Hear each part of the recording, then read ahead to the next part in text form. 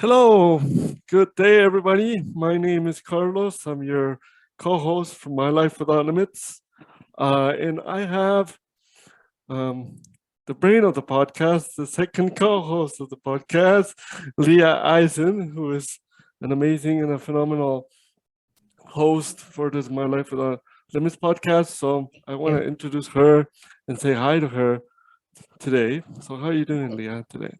I'm good. Very good. I'm You're enjoying the nice hot weather from inside.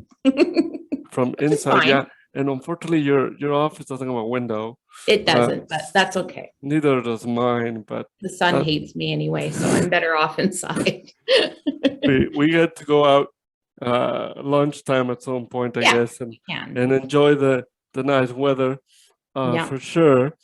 So yeah, thank you so much for being here, Leah, again. We have an amazing guest today who he wears, according to what I think and what I heard, I might be wrong, he wears multiple hats. And but he will be able to confirm it or not confirm it, or, in a little bit. So I will let Leah, which is the one that got in connection with this amazing guest, introduce him today for our audience, and we just start chatting, having a wonderful conversation. So yeah, absolutely. Very happy to have Sean Crump here with us from Calgary. Been meaning to have him on for a long time, and finally glad that we're able to make it work out. And just really excited. I kind of know a lot about him just from social media, and he is, of course, the board president for Cerebral Palsy Alberta. So we get to sort of work with him a little bit, and but I'm excited just to hear a little bit more about his story. So welcome, Sean. Nice to have you here. Yeah, I'm really excited to hang out with you guys and chat a little bit. And yeah, glad we could finally find a time amongst everyone getting back out and dealing with either COVID or just illness in general, because now we're back in public. But exactly, we do this. Yeah, and you're a busy guy. You're doing a lot of things. So why don't you just start by just telling us a little bit about your background, and we'll just start talking about all the great work you're doing today. Yeah, absolutely. So I guess, I broke my neck back in 2004. So I've utilized a wheelchair since then, and accessibility and disability inclusion and those aspects really became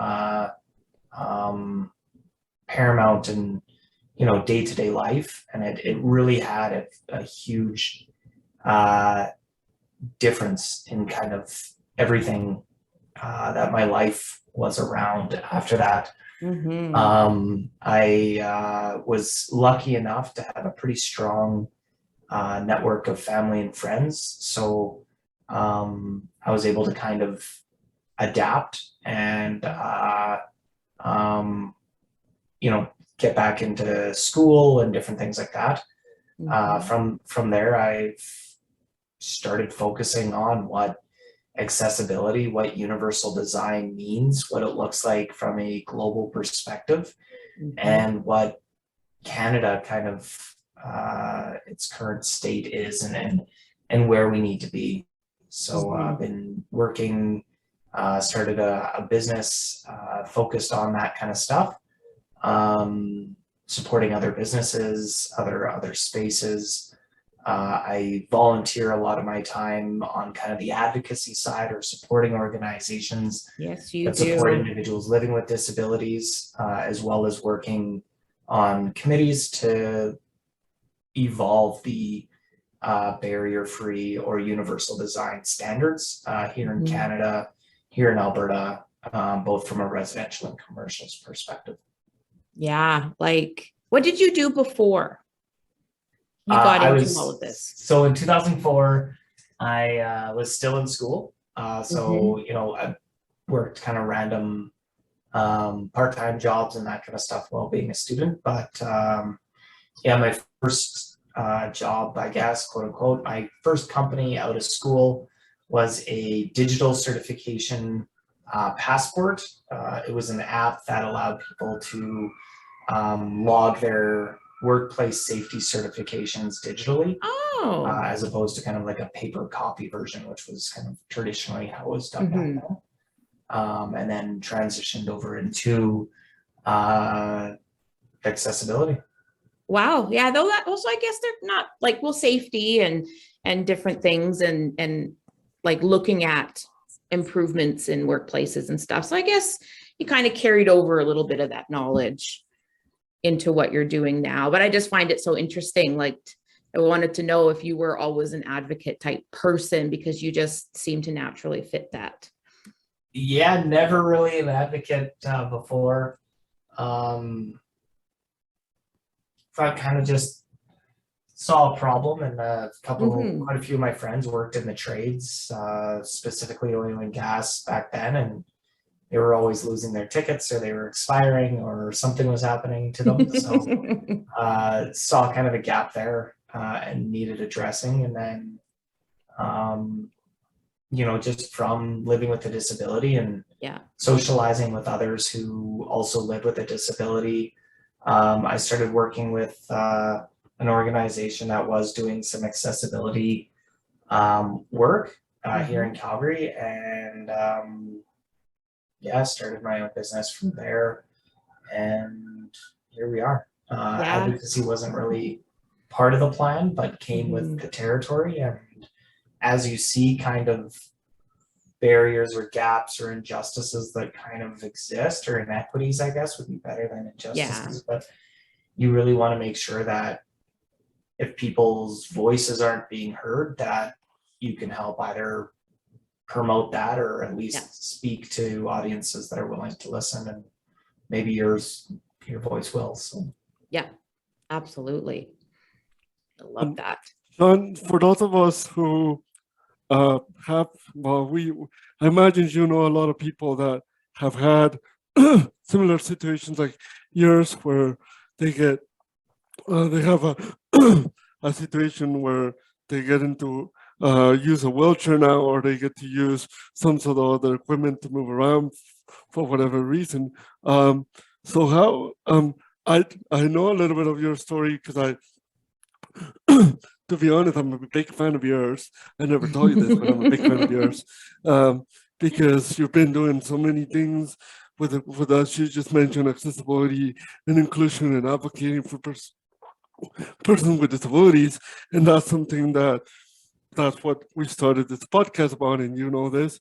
There might be some people who might be listening to your podcast when we upload this episode, and thinking about how to cope with the disability when they first get it. Mostly if they get into an accident, or if they get into whatever the reason is that they put them into a disability. What kind of advice, when you have conversations, or like chair conversations with companies or organizations, or even presentations or talks, would you be able to give to those people that are listening today to this podcast? Yeah, great question, Carlos. It was for me, it obviously was a bit of a journey right after the injury, and kind of trying to determine what life kind of looks like after that. And I think the biggest element to that was like, life doesn't end, or it doesn't have to fall short of what you had previously envisioned your life being. And that there's opportunity everywhere. And so just trying to find what inspired you before, or what drove you before, and getting back into those things that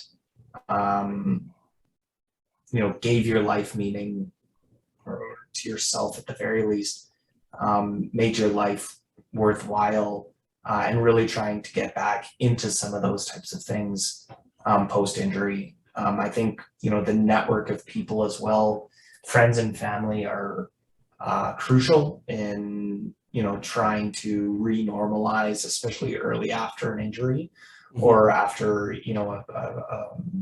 a rather large setback, even being born with a disability and experiencing something that maybe sets you back a little bit later in life. Just trying to really kind of come forward with that. I think finding reasons to get out of bed and get on with your day are hard. And so if you keep yourself busy and involved with different things, it becomes very easy because you have things to occupy your mind, your energy with, other than just rehabilitation and just focusing on that disability aspect. I think it's important to still do physiotherapy and kind of keep your health as optimal as possible, but you have to have something beyond that as well to drive inspiration and kind of push that passion and value towards. Perfect, Sean. Thank you for asking. And Sean, for those of people who don't know who you are, who don't know who, we already explained that you do wear multiple hats. But what happened to, for those people who want to know a little bit about what happened to Sean in 2004, if you're okay with sharing that, if you're okay with sharing that to people, if they haven't heard who you are, I think that they should search your articles and see a whole bunch of different things after this, because you have an amazing story. But if you can share a little bit about like what happened in 2004 that led you to becoming the great advocate that you are now, and if you can share a little bit about the accident, if you feel comfortable with that. So yeah, of course, I'm kind of an open book. So 2004, I was camping May long weekend with some buddies from school, and I went down to the beach with a few people that we met while camping, and decided to go swimming in the lake. So we ran down the beach, ran into the water. I did a little kind of dolphin dive into the water, and there was a sandbank that I hadn't seen or couldn't see from the water, and it ended up kind of creating a bit of a suction cup, and the impact from it broke my C4-5 vertebrae. From there, a teacher did rescue breathing, an off-duty EMS person that happened to be camping on the same campsite as well. So she had a lot of her equipment with her. So they did a lot of that CPR and rescue breathing until the ambulance came. It was about 45 minutes, I've been told. I don't really remember much of that part of it. They did take me to a hospital nearby where they realized there were further complications than just, a simple drowning. So I ended up going to the U of A, where they were able to properly identify that there was some trauma to my spinal cord. I spent about 3 months at the U of A in the ICU there.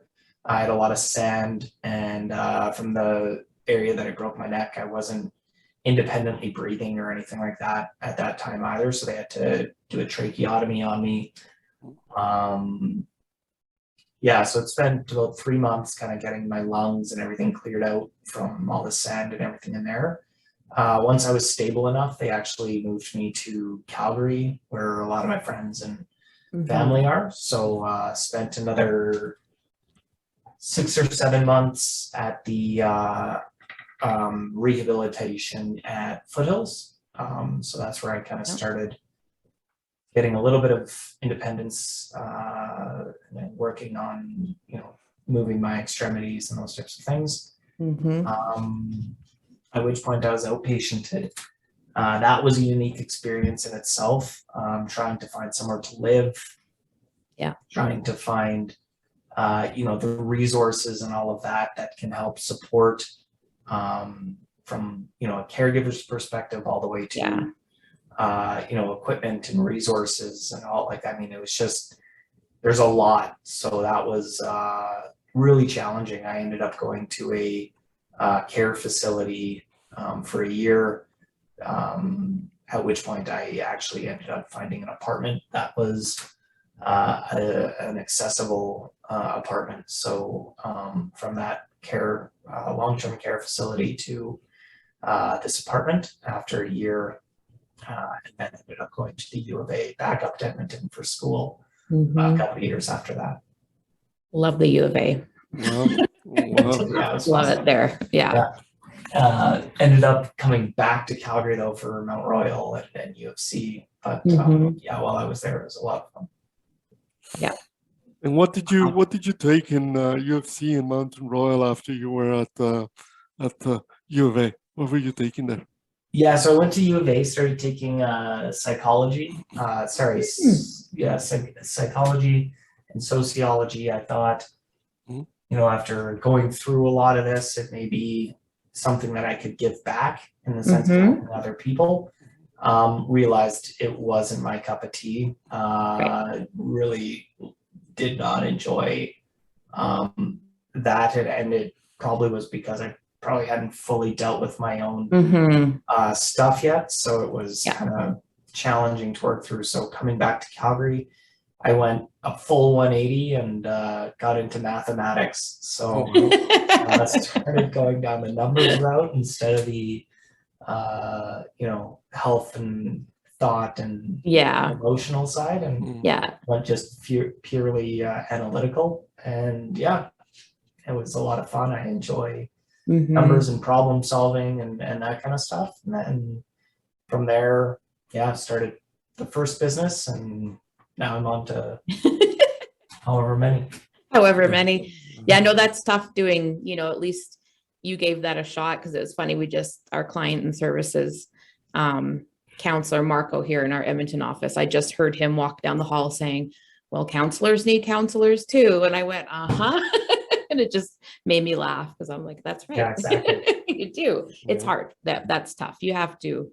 And of course, like you said, you know, maybe you hadn't dealt with your own, because that's a lot to go through too. And, you know, I'm just curious to know if you find, going back to your work, if you having your experience in the able-bodied world, does that help you? Like, do you find benefits from it when you're going through accessibility, because you kind of see both sides and you're looking at it coming from a new, you know, like what you had to adjust? So do you bring that knowledge into the work that you do? Yeah, for sure. I think it helps more being able to associate and speak to people that don't experience disability, because I, you know, had 19 years of my life where that was never something that I had myself considered. So I can reflect on how hard it would have been for me to conceptualize accessibility gap, or that disability inclusion gap from then. And so, you know, being able to speak to the fact that, yeah, we do see handicap parking stalls, and we do see, you know, little wheelchair figures beside washroom signs and all of that kind of stuff. Like, you see some of these things, but what does that actually mean? And what does that actually, you know, represent? And is that enough? You know, all of that kind of stuff. I think it helps in trying to normalize that conversation, especially from that initial conceptual perspective. The big thing it really helped me with was, you know, see how starkly different my life was, and then in a matter of moments it now became, and what, you know, even other people's perception of, you know, what my life is going to amount to changed, right? Like, my own family and friends, and I was doing things that were kind of nominal, you know, getting out of bed, and that was something to be, you know, cheered on or you know, awarded for. And it's, you know, whereas before I injured myself, if all my accomplishment was that day is getting up, I would have been scorned, right? Like, my parents have been like, why are you being so lazy? And so it's really, that was something that I think played a huge role in being able to reflect back now and saying, you know, why is that? And should that be acceptable? And I think that, you know, we all know the answer to that is no. And how do we go about correcting it? How do we make it so that if somebody's injured, or if, you know, a child's born with a disability, the knee-jerk reaction to either that individual being injured, the parents having a child, isn't like, oh my God, this person's life is no longer going to be what we had envisioned it to be. But really changing that to like, okay, there's additional challenges, but this person is still, you know, very likely to have a normal, quote unquote, life as it was laid out. I think, you know, normal life is non-existent for anybody. Yes. But, you know, how do we make it where it's not that stark kind of like, you know, oh God, now what kind of thing? Whereas, you know, for any other situation, usually it's just like, okay, this is just something that needs to be overcome. Yeah. I think that's a big difference. And Sean, following, sorry, I'm still a little bit having something on my throat, but following along the lines of Leah's question on accessibility and going back to your work, I have discussions with conversations with Leah regarding accessibility still having a huge gap in so many ways, shape or form in Canada. And coming from a third world country a country like Mexico, I don't like to call it a third world country, but it is a third world country, but I don't like to call it that way. But coming from Mexico, where there's a huge difference than Canada is when it comes to accessibility. We have a better accessibility here than down there, but still we have a huge gap between what's going through right now in Canada and what's not being done. But my question has always been like, we are always advocating, somebody like yourself, that you're always advocating to businesses about accessibility and about inclusion and about so many other things. Why do you think people still have that, or we still have that gap between this, despite of how much advocacy do we do? If I was clear with my question, if my question was clear. Yeah, very. It's a big question, even though it seems like it's not. I think there's a number of different elements that come into that. I think one is when you look at you look at the US, for instance, and we'll just use them as kind of the example because they're kind of the neighbors to the south for us. They've had kind of their, you know, ADA in place for over 30 years. There's a heavier element of liability and litigiousness to that country, and I think that forced a quicker evolution and adoption of accessibility and you know, ensuring people with disabilities are having equal opportunity, because there's a, you know, legal obligation, or, you know, Americans are often more likely to protest or rally behind a narrative much quicker than Canadians. I think Canadians, we often bite our tongue, right? If I can't get into a business, I just go home. And a lot of Canadians kind of are the same way. Maybe you make a little bit of a fuss or a stink, but overall it goes kind of onto deaf ears. Maybe not deaf ears, that's a bad thing to say. I think a lot of people care, but I don't think a lot of people know. And so, you know, we have a bare minimum building code that isn't a very usable code or standard when it comes to actually, you know, impacting those with disabilities.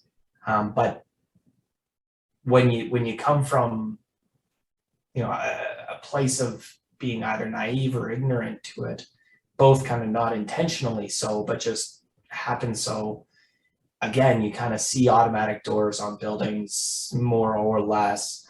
You see the parking stalls, you see the guy on the wash. So your kind of default is just, yeah, of course we have it, and we're Canadian, so, you know, we of course have all of those things in place. Why wouldn't we? We're a very, you know, ethical and you know, empathetic country to make sure all of these things, injustices don't exist. But really, in fact, it's just the advocacy that does take place isn't in a sense as pronounced as it was in others. And we're seeing an evolution come. I think we're seeing Canada, I think Canada is going to make up a lot of ground as a lot of these pieces start coming to fruition from a provincial and federal perspective. But we have a lot of ground to make up. There's also kind of a cost to businesses in this as well. It's not a matter of changing just social perception and kind of social IQ around, you know, integrating or associating individuals living with disabilities into community. There's that physical attribute that we have to overcome. So unlike gender and race and ethnicity and religion and all of those other, you know, LGBT elements, that it really is just a social barrier that exists in creating equality in that sense. We are still fighting that fight, but we can't even get to the start line because we're still working through kind of the physical barriers that exist. Yeah.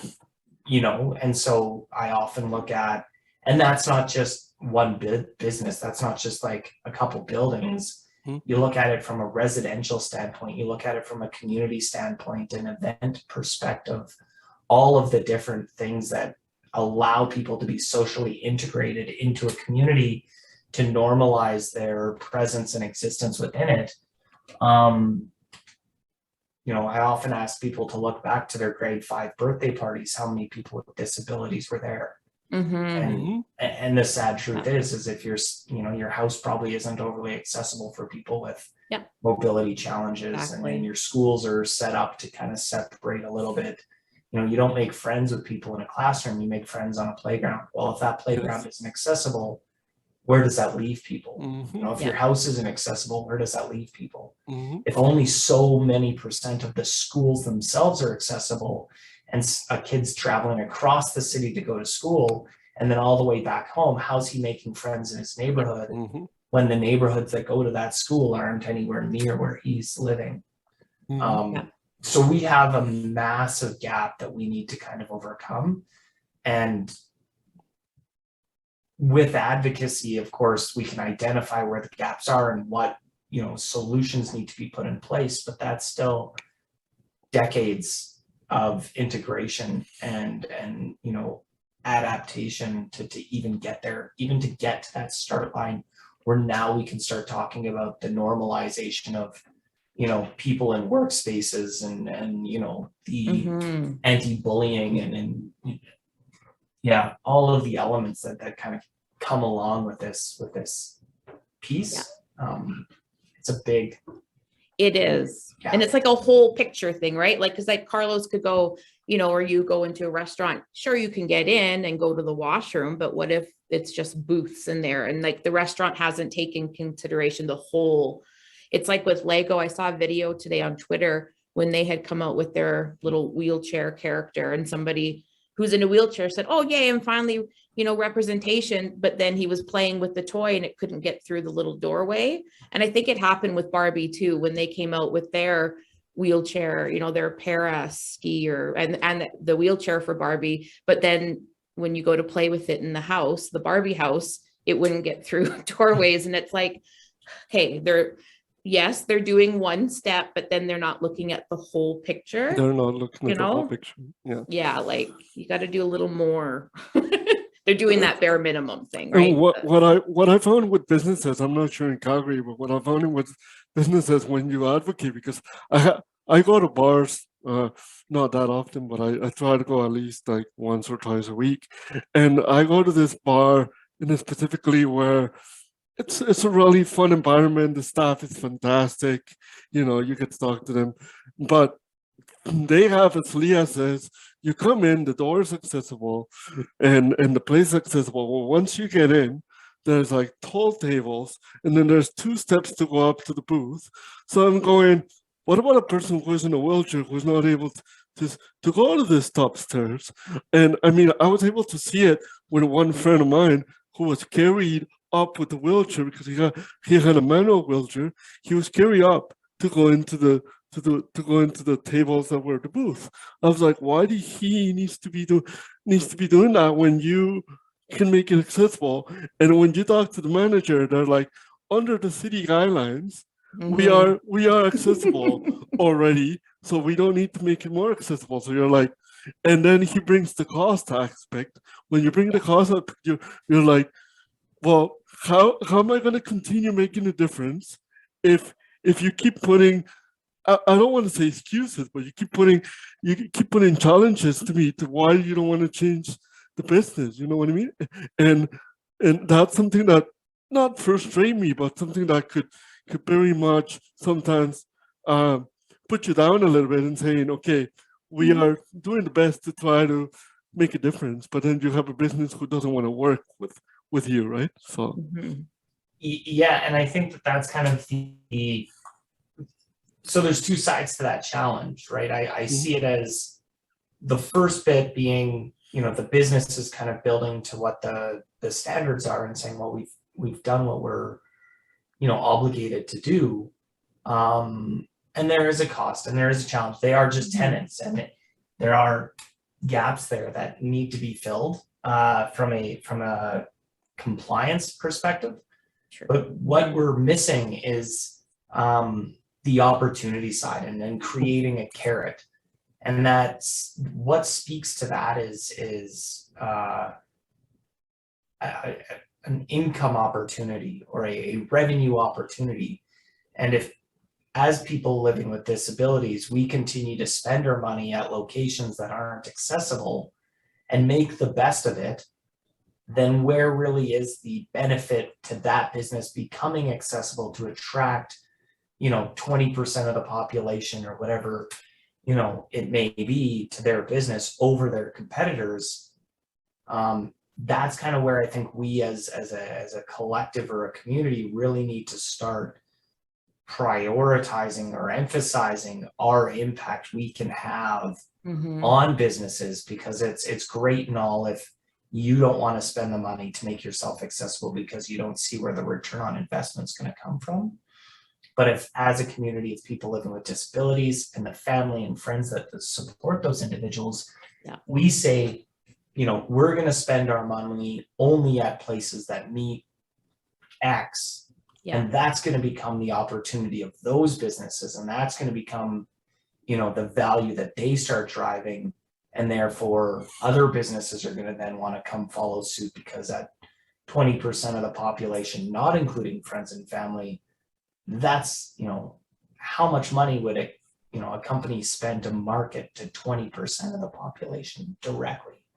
Targeted marketing campaigns, probably a fair bit. But if we, you know, if we're not diligent in letting our money speak or do some of that advocacy for us, it becomes a rather challenging narrative to create beyond that. And so, you know, we launched Crucial, our first platform, because we wanted to do that. We wanted to create something, knowing everybody's, you know, I'm a quadriplegic, but my level of comfort is different than every other quadriplegic, because you know, we're all human beings just that happen to use a wheelchair with a similar injury, but our specific comforts are maybe a little different than one another's, not maybe, absolutely different than one another's. So there's still a level of, you know, what may work for one doesn't work for another. So we still wanted to identify all of the features on our site, you know, so you can see it spelled out. Here's the things this business has. If you're comfortable with what that is able to do and accommodate, here's those places. If you need more, here's the places that have more. And you can kind of self-identify what business is going to best suit your needs. And we can start driving that income, that value, that, you know, community to businesses that are willing to put that money forward, that are willing to become or create an accessible environment, and really want to ensure that they're normalizing the experience for anybody going through their doors and have kind of that equal experience amongst everyone. Yeah, I love Crucial just from a communications and social media standpoint. I work very closely with following, and I just love the information that's being put out, especially it's all relevant, you know, talking about patios that you can go to and just all sorts of stuff. And I just, so I really highly encourage everybody to check it out. And We'll that's make sure to put that for all those the of you, information. for those of us who haven't seen Crucial, because I haven't seen it, that's You bad. haven't? I'm It's sorry. all over our social media. That's bad. I'm Carlos. going to after this, I promise. I haven't Yeah, it's seen really it. cool. So is that only focuses on Calgary, or is it focuses on the whole province, or what can you tell us about that, Sean? Yeah, so we just launched our beta at the beginning of, well, at the end of 2021, so into 2022 here, and it was to understand the market. We wanted to make sure we knew we were fulfilling the needs of the users, being individuals living with disabilities, providing enough information, making sure our website was usable by anybody with any type of disability, making sure we were being inclusive in the all types of disabilities and the accessibility features that we were listing, to make sure that it was pertaining to all those different groups of individuals. Mm-hmm. And then from kind of the client side, were we developing a platform that had value and usefulness to the businesses and the restaurants? And by integrating, an event registration platform and all of that into it, so that individuals can actually list what their unique needs may be on top of just physical environment. So if you need your food cup before it comes out from the kitchen, or you need to be put on a path of travel because you're in a mobility aid, or you need to be guided to your table, or whatever it may be, you can identify those things even before you arrive. The businesses, again, being able to not be reactionary to that upon arrival, but being able to kind of plan for that individual or that group's arrival, and those kind of things. So we're just running that, we're just kind of coming to the end of the first round of that beta, and kind of conversation. Our goal, so we've actually been doing a few assessments in Edmonton already. We have a couple of locations that would be accessible and able to be added onto the platform. So that is kind of the next step, is expanding in through the province and really making something that, again, we can get further information and more direction from the individuals that we're trying to create something for and with, as well as the businesses, and making sure that we're supporting them so they're still interested and engaged to keep using the platform, and creating events and creating things that can get more people into their community and more activity for everyone to participate within. That is awesome. I'm definitely going to look at that, because I want to find out, even in Calgary, more restaurants, more places who are more accessible, not only for myself, but from other people, like who have a disability and who are looking at, because again, coming from a country like Mexico, who when I was born, that did not have this whole availability and places to move around. And then you come to Canada and you realize, oh, well, there's more stuff than Mexico, but then you still realize that there's gaps in between. But there's somebody like Sean who is doing an amazing work, who is putting, the restaurants and places who are accessible for persons with disabilities. And what opened up my eyes today was, why do you go to a restaurant who's not accessible for you and give them that particular income when you can go to the other restaurants and other places and give them that income, right? So that's very eye-opening for me. Well, and even me too. I mean, I don't need the accommodations, but I would rather support a place that is doing everything they can. I'm very much that kind of person that's like, no, the owner did that one tweet one time. he was racist or something, so I won't go there. But if somebody's doing something fully, then yeah, I want to go and support them too. And I think we're seeing that more and more with these, with newer generations, where they are spending their money with things that have aligned kind of value and aligned kind of, ethic drive. That's why this, corporate transparency is starting to exist. What are you doing? Are you farm to table? Are you, the products you make, are they animal tested? All of these things are starting to matter to people more and more. And again, with how massive the community of people living with disabilities is, and the community around that support them, our family members, friends, caregivers, work within that, or line of work. It's a really massive group of people. And if we start driving that social narrative of these are places you can go spend your money that do support that, you know, it's a clothing line that also makes clothing for people that, you know, utilize wheelchairs or, you know, maybe are, you know, have an amputee, whatever it might be. Yes. Yeah.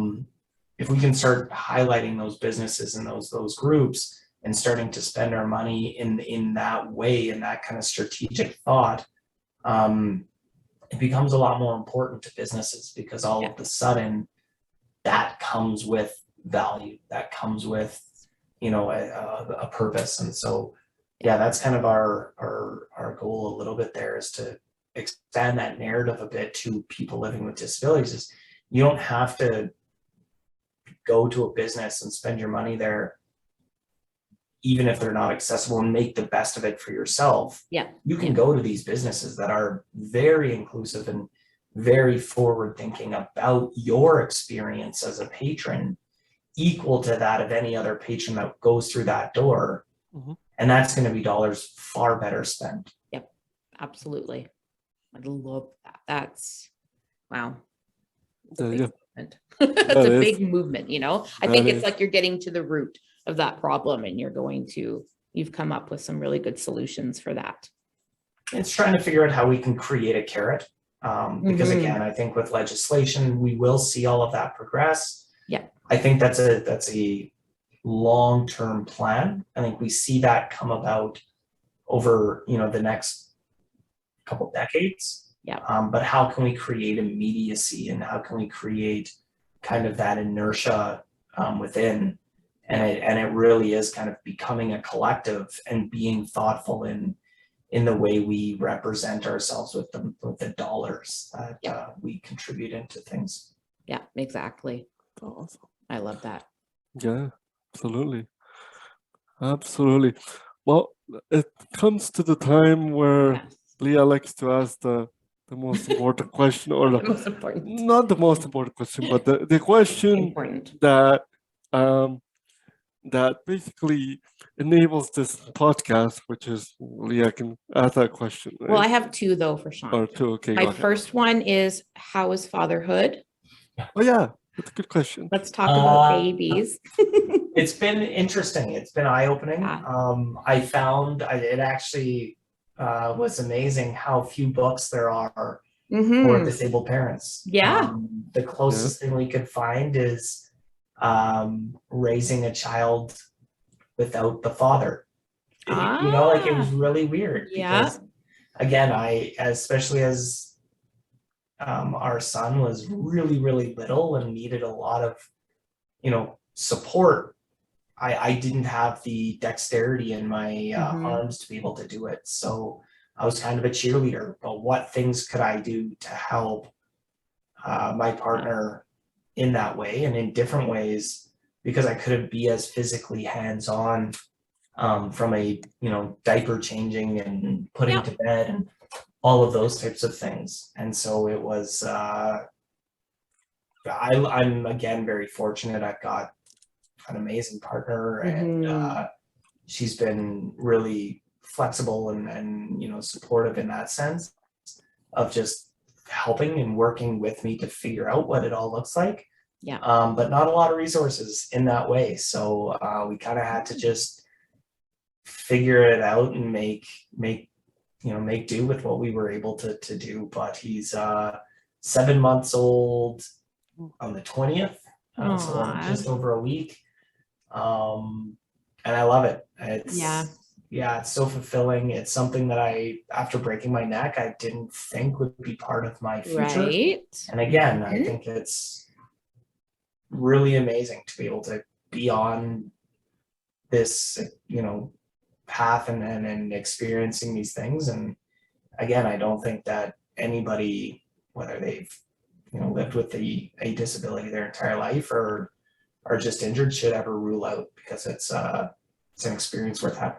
Yeah. And I'm sure you have time to write that book that everybody needs, right? I don't know if people want I don't know if people want my tips. I think you should, because if there's only a few books, and I'm pretty sure there will be more parents, or at least I hope there will be more parents who will be motivated, whether they have a disability or broken neck, to become parents. Some of them might not want to be, and that's okay as well, but some of them might, and some of them might go through the same challenges you went through, or similarities that you went through, that they would love to hear. Not to sell themselves short. They can do it. Yeah, they can definitely do it, because I would be interested to see how you experienced a day with your son, because or with your baby, because it would be awesome to see that. It would be fantastic to see that. That's very cool. Yeah, it's certainly a unique one, but no, it's been awesome. Yeah, I love it so much. Love it. All right. So yes, now here we are to that part of the episode where we talk about life without limits, because that's what we talk a lot about at CPAA. So what does life without limits mean to you? And do you feel like you're achieving that? That's a good question. I should have it's a tough one. come a little more prepared for that. Hey, it's a tough one. So life without limits for me is obviously being able to live a life that you find meaning and value in, and doing that unrestricted or unbound. So, if you're a traveler by heart, being able to do that, without too much apprehension. For myself specifically, living a life without limits is just being able to experience and enjoy friends, family, and people that mean a lot to me without, missing the important moments. And I think I'm doing that pretty good. But there's still a lot of barriers and gaps that I think need to be addressed. Transportation, I think, is a big one. I think the cost of vehicles and all of that kind of stuff become a rather big hindrance, and just the cost in general of, supporting a disability is quite, exorbitant. And so, I don't know if I'm doing it to the fullest extent yet. It's different for everybody, and that's what we like about it. Yeah, it's an evolution, and so I think it just keeps kind of coming along. The bigger your network grows, the more resources it tends to kind of present themselves with.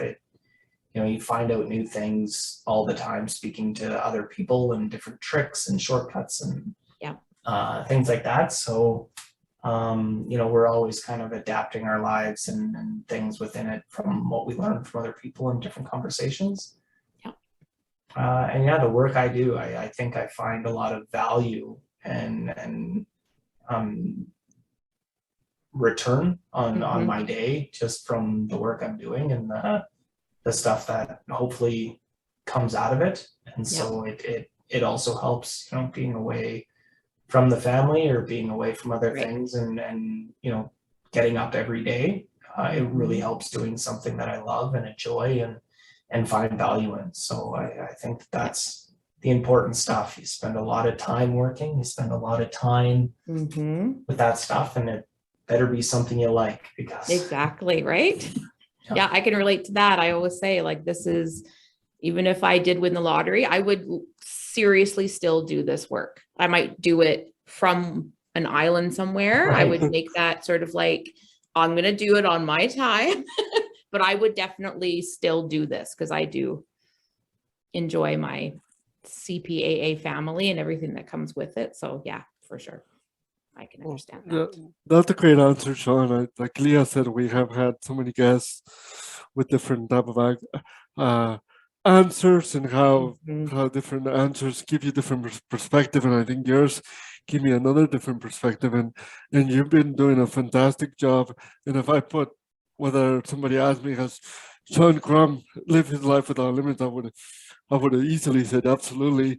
Not for all the hats you wear, but for everything you've been doing, and for all the stuff you've been advocating about. For me, it's just that. Most importantly, as you said, is also looking at your personal life and looking at that you're still living your life without limits as well in that type of situation, which is very awesome. Sometimes we forget that to look at our personal life, because we always, or sometimes we looked at what we do professionally, and we, or at least if I think about myself, I sometimes forget about my personal stuff, and I look at the professional thing, and you look at, am I living my life without limits because I'm doing the professional thing, but you forget about your personal part of it, which you remind me today that it's always good to look at that as well, your personal part of it as well.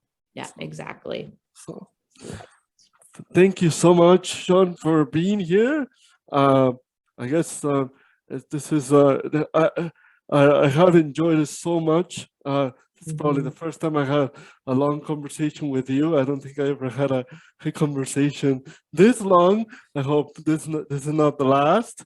I hope this is many more, because I think that, I think people can learn so much from you.